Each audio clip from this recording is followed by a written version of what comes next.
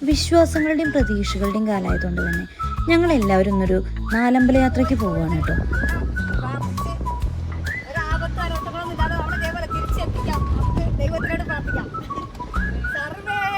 അങ്ങനെ പുലർച്ചെയോടെ തിരുനെല്ലി മഹാവിഷ്ണു ക്ഷേത്രത്തിൽ നിന്നാണ് കേട്ടോ നമ്മളുടെ യാത്ര തുടങ്ങുന്നത്. പിതൃതർപ്പണത്തിനും മോക്ഷപ്രാപ്തിക്കും പ്രസിദ്ധമായ ദക്ഷിണകാശി എന്നറിയപ്പെടുന്ന ഈ ഒരു അമ്പലം കരിങ്കൽ തൂണുകളാൽ താങ്ങി നിർത്തപ്പെട്ടിരിക്കുന്നു. ഇവിടുത്തെ പാപനാശിനി പുഴയും പ്രസിദ്ധമാണ്. ചെറിയ ചാറ്റൽ മഴയോടുകൂടിയ അന്തരീക്ഷമാണെങ്കിലും മനസമാധാനത്തോടുകൂടി തൊഴുത് ഞങ്ങൾ അവിടെ നിന്ന് ഇറങ്ങി. പിന്നെ രാവിലത്തെ ബ്രേക്ക്ഫാസ്റ്റ് ആയിരുന്നു കേട്ടോ ലക്ഷ്യം. ഈ ഒരു ട്രാഫിക്കും തിരക്കൊക്കെ കാണുമ്പോൾ അടുത്ത ലക്ഷ്യം മനസ്സിലായി കാണുമല്ലോ. ഇവരെല്ലാവരും വെയിറ്റ് ചെയ്യുന്നത് അവിടുത്തെ ദർശനത്തിന് വേണ്ടിയിട്ടാണ് കേട്ടോ. നമ്മളുള്ളത് കൊട്ടിയൂർ അമ്പലത്തിലാണ്. പുരാണത്തിലെ ദക്ഷയാഗം നടന്ന തെക്കിൻ്റെ വാരണാസി എന്നറിയപ്പെടുന്ന പ്രകൃതിയാൽ സമൃദ്ധമായ വർഷത്തിൽ വൈശാഖ മഹോത്സവം നടക്കുന്ന പുരാതനമായ ശിവക്ഷേത്രം.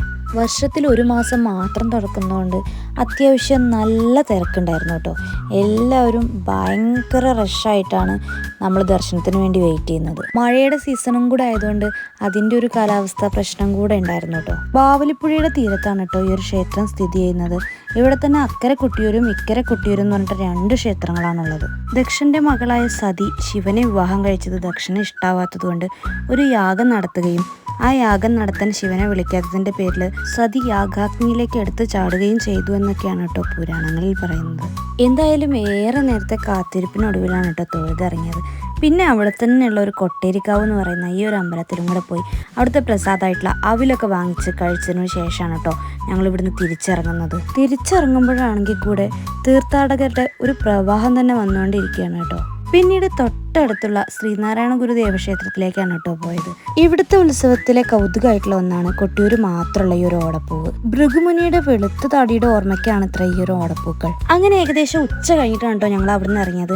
അത്യാവശ്യം സീസൺ ആയതുകൊണ്ട് നല്ല ട്രാഫിക് ഉണ്ടായിരുന്നു.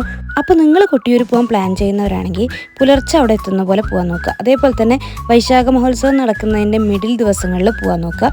കുട്ടികളെ കൊണ്ട് മാക്സിമം പോവാതിരിക്കാൻ ശ്രമിക്കുക. അതെ, കണ്ണൂർ വന്നാൽ പിന്നെ എങ്ങനെയാണ് മുത്തപ്പനെ കാണാതെ പോവുക. അപ്പോൾ അടുത്ത് ഞങ്ങൾ നേരെ പോയത് മുത്തപ്പൻ്റെ അമ്പലത്തേക്കാണ് കേട്ടോ.